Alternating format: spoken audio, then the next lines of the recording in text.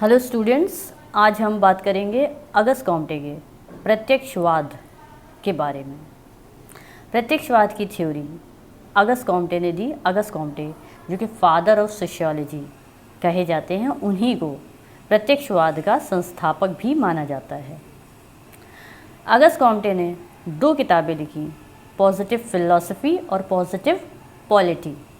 Positive philosophy में उन्होंने प्रत्यक्षवाद किस सैद्धांतिक यानी कि थियोरिटिकल पॉइंट ऑफ व्यू से उसको क्लियर करा, और पॉजिटिव पॉलिटी में उन्होंने प्रत्यक्षवाद को किस तरह से प्रैक्टिकली एप्लीकेशन में लाना है, यानी कि प्रत्यक्षवाद के व्यवहारिक पक्ष को क्लियर करा।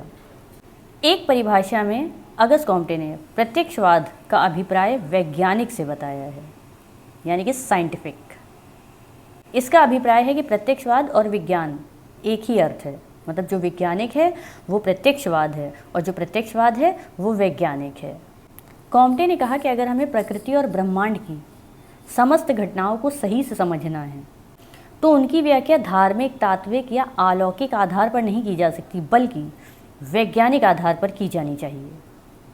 वैज्ञानिक से उनका अभिप्राय था कि घटना का निरीक्षण, परीक्षण, वर्गीकरण करके उसके आधार पर व्याख्या की जाए तो हमें उस घटना के बारे में सही जानकारी मिल सकती है, उसके कार्य कारण संबंधों का पता हो सकता है, और इसी के आधार पर हम किसी घटना का प्रेडिक्शन कर सकते हैं और किसी सामाजिक समस्या का सही सल्यूशन दे सकते हैं। तो हमें वैज्ञानिक पद्धति का प्रयोग करना होगा जब भी हम किसी सामाजिक घटना का अध्ययन या अवलोकन करें। तो संक्षेप में हम कह सकते हैं कि निरीक्षण, परीक्षण, अवलोकन, वर्गीकरण के आधार पर किसी सामाजिक घटना को समझना ही अगस्त कॉम्टे का प्रत्यक्षवाद है। प्रत्यक्षवाद को थोड़ा और समझने के लिए हम इसकी विशेषताओं पर आइए चर्चा करते हैं। अगस्त कॉम्टे का कहना था कि जिस तरह से हम प्राकृतिक विज्ञानों में घटनाओं का अध्ययन वैज्ञानिक विधि से करते हैं, उसी तरह से सामाजिक घटनाओं के अध्ययन में भी हमको वैज्ञानिक विधि का ही प्रयोग करना होगा। इसी को उन्होंने प्रत्यक्षवाद कहा। सामाजिक घटनाएं भी अचानक से नहीं होती हैं, उनका भी संचालन कुछ निश्चित नियमों और सिद्धांतों के बेसिस पर ही होता है, ऐसा अगस्त कॉम्टे का कहना था, जिनकी खोज वैज्ञानिक विधि द्वारा जब हम निरीक्षण, परीक्षण, प्रयोग और वर्गीकरण के आधार पर करेंगे तो की जा सकती है। कॉम्ट ने प्रत्यक्षवाद की जो विशेषताएं बताई हैं उनमें पहला है, समाज में भी कुछ निश्चित नियम होते हैं।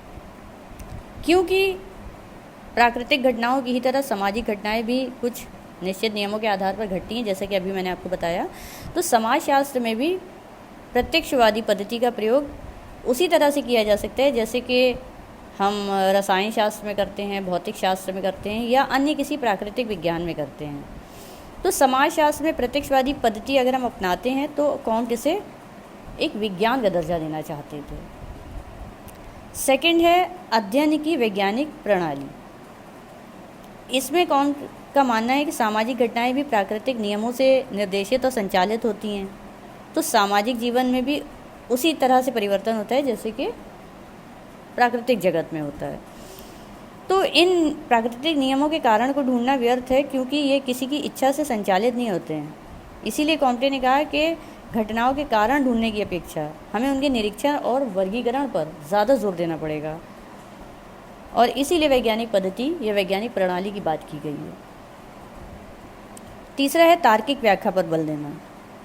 अगस्त कॉम्टे ने कहा कि जब हम किसी घटना का अध्ययन करें तो हम अपने तर्क, अपनी बुद्धि, अपने मस्तिष्क की शक्ति पर बल दें।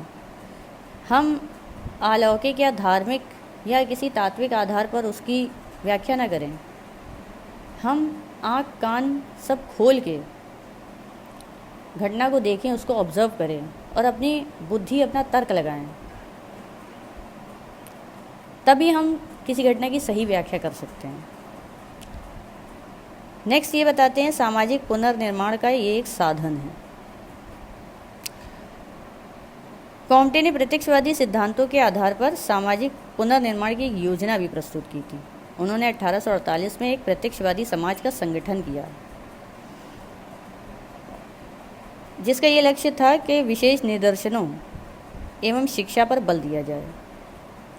प्रत्यक्षवादी समाज में भय, असुरक्षा और स्वार्थ का कोई स्थान नहीं होगा, ऐसा कॉम्ट ने बताया। इसके स्थान पर प्रेम, सद्भावना, सहयोग का साम्राज्य होगा। समाज के पुनर्निर्माण करने में कोई भी हिंसात्मक साधन नहीं अपनाए गए। नेक्स्ट इन्होंने बताया कि प्रत्यक्षवाद एक मानवतावादी धर्म है।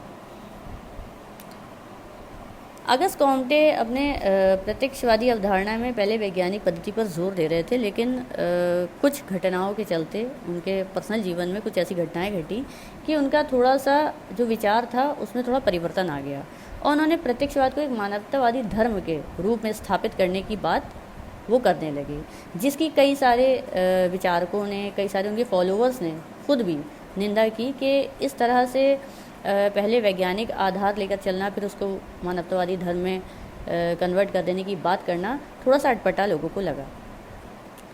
नेक्स्ट है ज्ञान से संबद्ध।